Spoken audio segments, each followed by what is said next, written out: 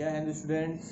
आज यशस्वी इंस्टीट्यूट के क्लास में हम लोग क्लास 11 के पोर्शन को कवर अप करने का प्रयास करेंगे, स्टार्ट करने का प्रयास कर रहे हैं। जैसा कि हमने अभी देखा क्लास 9 की फिजिक्स मैंने स्टार्ट की, क्लास 10 में मैंने बायोलॉजी स्टार्ट कर दिया है। अब क्लास 11 में मैं केमिस्ट्री को स्टार्ट करने जा रहा हूँ। साइंस के जितने भी पोर्शन है सब नहीं पढ़ाऊँगा, मैंने आपको पहले ही बताया था। तो आज मैं क्लास 11 की केमिस्ट्री के फर्स्ट चैप्टर को उठाने जा रहा हूँ, क्योंकि चैप्टर तो वैसे बहुत ही आसान है ये, क्योंकि क्लास 9 में आपने इसको पूरा पढ़ा हुआ है। लेकिन 9th के लेवल और 11th के लेवल में आपको अंतर भी मिलेगा। तो हम थोड़ा लेवल को और गहराई तक जाते हुए लेवल की हम इस चैप्टर को पढ़ेंगे। तो इस चैप्टर का नाम है some basic concept of chemistry. मतलब केमिस्ट्री के बारे में कुछ जो बेसिक नॉलेज है जो हमको आगे के चैप्टर्स में काम आने वाली है, या हम कह सकते हैं कि ये पूरी केमिस्ट्री में काम आने वाली है। केमिस्ट्री के जो कुछ रूल्स होते हैं, हर सब्जेक्ट्स का कुछ रूल है, फिजिक्स के कुछ रूल्स है, मैथ्स के कुछ रूल्स है, इंग्लिश के कुछ रूल्स है। उस प्रकार से आपका देखा जाए तो केमिस्ट्री का भी एक अपना क्राइटेरिया है, अपना एक दायरा है। तो उस रूल्स के अकॉर्डिंग हम लोग देखेंगे कि आगे केमिस्ट्री में कैसे वो वर्क करता है। तो हम लोग सबसे पहले पढ़ना स्टार्ट करते हैं इस चैप्टर के बारे में, जो कि बहुत ही इंपॉर्टेंट है। अगर केमिस्ट्री 11 की केमिस्ट्री आप स्टार्ट कर रहे हो तो आपको बता दें कि आपने 10th तक जो पढ़ा है वो आपको आगे मिलने वाला है ब्रॉड वे में। और अभी तक तो आपने केमिस्ट्री की क्लास सी को पढ़ाई है, मान लीजिए चलिए अभी आप पूरी केमिस्ट्री को अब पढ़ने जा रहे हो, अब केमिस्ट्री में लाइफ को जीने जा रहे हो। तो हमारे चैप्टर का जो नाम है उसके नाम से हमको इस चैप्टर के बारे में कुछ जानकारी मिल जाती है। जैसे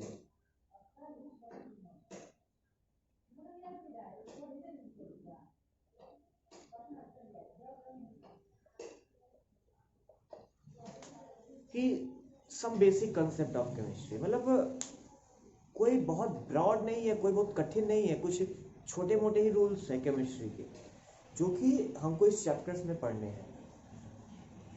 आपको मैं याद दिलाने का प्रयास करूंगा कि आज जो क्लास 9 में थे तो आपने मैटर को पढ़ा था।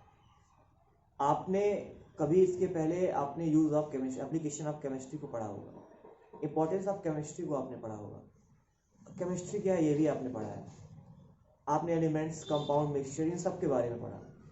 हम इस चैप्टर में भी वही पढ़ेंगे। आपने फिजिक्स में मेजरमेंट को पढ़ा होगा, अब हम लोग केमिस्ट्री में भी मेजरमेंट्स को पढ़ेंगे। आपने मोल कंसेप्ट को देखा होगा पीछे क्लास 9 के थर्ड चैप्टर में।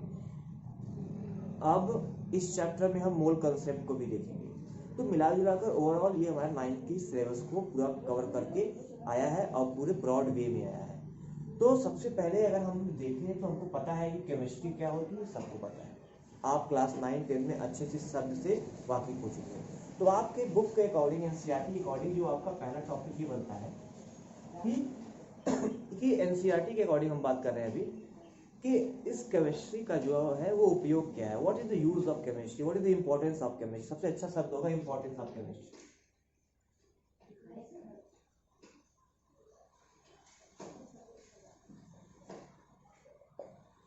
कि केमिस्ट्री के इम्पोर्टेंस को जानने के लिए हमें ये जानना पड़ेगा कि केमिस्ट्री का जो फील्ड है वो कहाँ तक है, कितनी दूर तक है, किन किन डिपार्टमेंट्स में हम इसका इस्तेमाल करें। क्योंकि अगर हम डिपार्टमेंट और एरिया को कवर अप कर लेंगे कि किस एरिया को किस जगह पर इसका इस्तेमाल हो रहा है, तो हम आसानी से पता कर पाएंगे कि इसका उपयोग क्या है।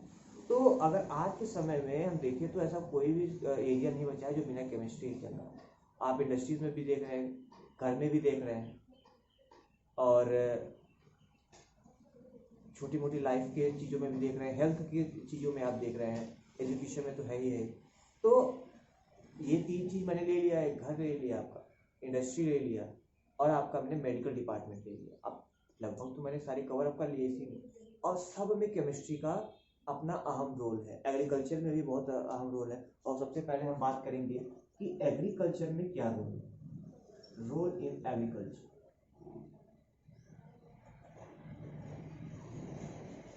अब एग्रीकल्चर में इसका बहुत अहम रोल है। आज के समय में बिना केमिस्ट्री के खेती करना नामुमकिन सा हो चुका है, क्योंकि पहले की तरह ज़मीनें भी नहीं है हमारे पास, मिट्टी नहीं है, उतना वाटर रिसोर्स भी हमारे पास नहीं है। अब हमको कम में ही ज़्यादा का प्रोडक्शन करना होता है। तो जनरली हम देखते हैं केमिस्ट्री में हम लोग कुछ यूरिया और फर्टिलाइजर्स का इस्तेमाल करते हैं एग्रीकल्चर में। जैसे आप देखते हैं कि आपने यूरिया का इस्तेमाल कर लिया, आप यूरिया का इस्तेमाल करते हो, आजकल कैल्शियम फॉस्फेट का भी इस्तेमाल किया जाता है, अमोनियम फॉस्फेट का भी इस्तेमाल होता है,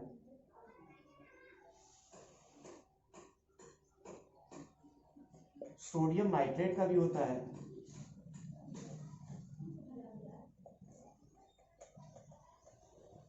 ऐसे बहुत। अब मैंने नाम लिख दिया तो केमिस्ट्री की बात भाषा में हम इनके फॉर्मूले की बात भी कर लेते हैं। अगर हम यूरिया की बात करें तो इसका फॉर्मूला NH2CONH2, पहला ऑर्गेनिक कंपाउंड है, आपको पता है, वॉलर ने बनाया था इसको। कैल्शियम फॉस्फेट की बात कर ले तो CA3PO4 का ट्वाइस, अमोनियम फॉस्फेट की बात कर ले तो NH4 का ट्वाइस PO4, सोडियम नाइट्रेट की बात कर ले तो NaNO3। अब यहाँ पे हम ये देख रहे हैं कि हमारे पास सारे के सारे जो मटेरियल्स हमने फर्टिलाइजर्स के रूप में इस्तेमाल किया,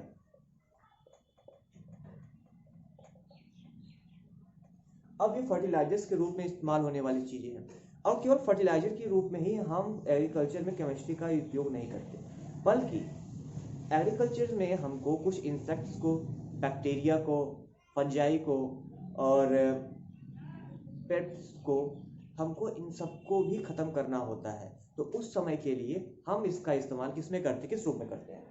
हम इसका इस्तेमाल इंसेक्टिसाइड्स, पेस्टिसाइड्स, फंगिसाइड्स, इन सब के रूप में भी हम केमिस्ट्री का इस्तेमाल एग्रीकल्चर के रूप में करते हैं, मतलब एग्रीकल्चर में करते हैं। क्योंकि आजकल जिस हिसाब से हमारा इन्वायरमेंट है, हमारे फसलों को पहले जानवर बचा लिया करते थे, अर्थवॉर्म हुआ करते थे, बचा लेते थे, लेकिन अब ऐसा वो समय नहीं रहा।